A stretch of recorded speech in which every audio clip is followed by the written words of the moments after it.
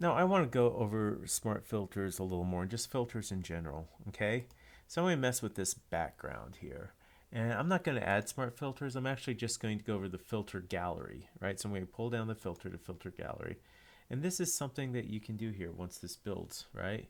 Is that, and I'm going to go ahead and pull out here so we can actually see what we're working with. Here we go, there's the poster, right? And this is how we can do all kinds of fun things, right? This is going to take a while to change because it's a big photo, where we can try and get different looks going on here, right?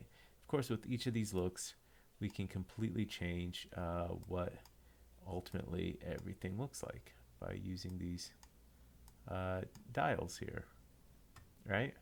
And we have all kinds of ways of going at it and all kinds of looks we can do. Right? So if you want to get more of a like a the drawn type of abstract movie poster kind, this is a way of doing it, right?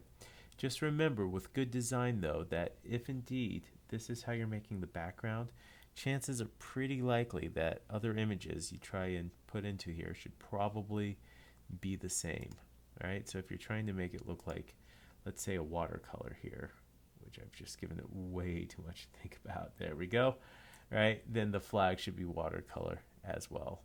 So these are some other filters that we can do as well as besides something as simple as blur.